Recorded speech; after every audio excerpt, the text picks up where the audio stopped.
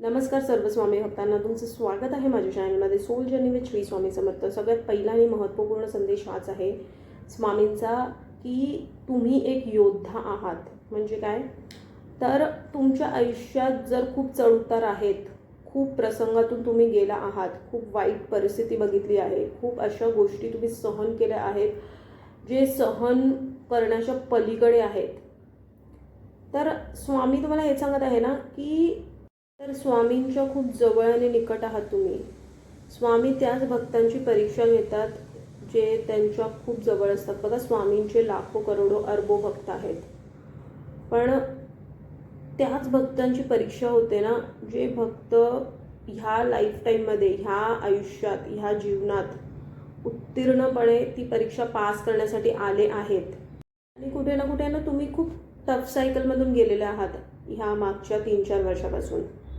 म्हणजे कदाचित तुमची झोप उडाली आहे, तुम्हाला झोप लागत नाही आहे, किंवा खूप स्ट्रेस वाटतो, किंवा फ्रस्ट्रेशन येतं, गोष्टींवरती राग येतो, चुकीच्या गोष्टींवरती तुम्ही रिॲक्शन देता, किंवा अशा साऱ्या गोष्टी तुमच्या आयुष्यात घडत आहेत. कारण काय तर ती जी टफ सायकल होती, ती जी कार्मिक तुमचं एक लेसन होतं, ते कुठे ना कुठे आता संपत आलेलं आहे.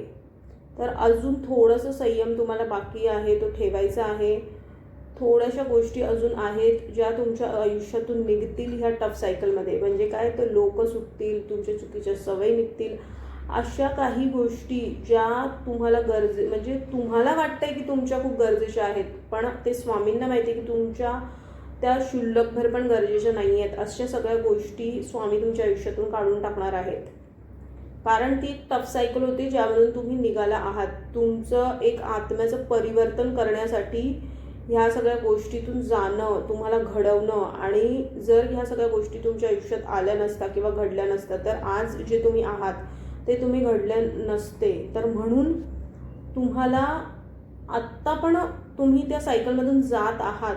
तर काय तर खूप साऱ्या गोष्टी आहेत ज्या तुम्हाला आता पण सतवतात, पण त्या गोष्टीतून तुम्ही लवकरात लवकर आता निघणार आहात. कारण जे संयम तुम्ही ठेवलेला आहे ना, त्यातून जे तुम्ही आता स्वतःला निर्माण केलं आहेत ना, तर तीच निर्मिती करण्यासाठी स्वामींनी तुम्हाला या सगळ्या गोष्टीतून तारलं आहे. तर कठीण प्रसंग असू दे किंवा अशा काही गोष्टी ज्या तुमच्या आत्म्याला लिटरली तुमच्या आत्म्याला शॉक दिले आहेत. म्हणजे काय तर शारीरिक पीडा आणि आत्मिक पीडा पण तुम्हाला खूप झाली आहे. अशा काही गोष्टी तुमच्या आयुष्यात घडल्या आहेत. तर त्या गोष्टींमधून तुम्ही जे भक्कम केलं आहे स्वतःला आणि जे ठामपणे आता स्वतःच्या आयुष्यात तुम्ही उभं राहिला आहात किंवा स्वतःचे आयुष्य तुम्ही निर्माण करत आहात, तर स्वामींना तुम्हाला हेच सांगायचं होतं की तुम्ही स्वतःलाच ओळखलं नव्हतं की तुम्ही एक हिरा आहात. आणि हिराला तराशलं जातं तर तुम्हाला ते तराशण्याचं काम चालू होतं. जसं एका दगडाला मूर्ती बनते, त्याला खूप घाव सोचावे लागतात. तर तसंच आहे तुमचं आयुष्य. जर तुम्हाला असं वाटलं आहे की खूप खूप माझ्याच आयुष्यात हे सगळं कशामुळे झालं आहे आणि मीच का, की हे सगळे प्रश्नचिन्ह तुम्हाला पडत असतात, तर काय तर तुम्हाला जर एक स्वामी तुम्हाला एक मूर्तीमध्ये कन्वर्ट करत आहेत.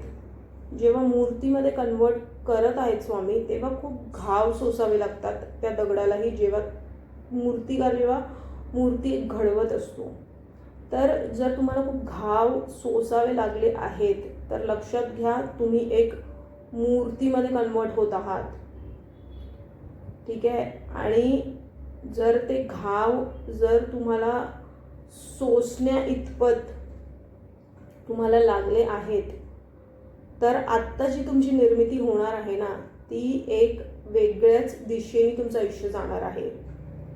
तर म्हणून कधीही असं समजू नका की ही शिक्षा का स्वामींनी तुम्हाला दिली. तर ही शिक्षा नाही आहे, तुमचा एक नवीन आत्मविश्वास निर्माण करण्यासाठी, तुमचं स्वतः तुम्ही काय आहात हे स्वामींना तुम्हाला जाणीव करून द्यायची होती. म्हणून तुम्हाला या सगळ्या गोष्टीमधून जावं लागलं. कारण जे तुम्ही आत्ता आहात ना, ते तुम्ही कधी बनलाच नसता. तुमची क्षमता, तुमची शक्ती, तुमच्यामधली जी ऊर्जा आहे ती कधी बदललीच नसती जर तुम्ही या सगळ्या प्रसंगातून गेला नसता. तुम्ही तिकडच्या तिकडेच राहिला असता. आज जर तुम्ही पाठीमागून बघितलं तर 2 मिनटं डोळे बंद करा आणि तुमची लाईफ 2 ते 3 वर्ष किंवा 4-5 वर्ष अगोदरची विचार करा आणि आत्ताची लाईफ तुम्ही इमॅजिन करा. त्याच्यामध्ये जमीन आसमानचा फरक असेल. आणि जर तुम्ही विचार केलात तर कुठे ना कुठे तुम्हाला दिसून येईल की जेव्हापासून स्वामी तुमच्या आयुष्यात आले तेव्हापासूनच तुमचं आयुष्यात हे परिवर्तन व्हायला सुरुवात झालं आहे.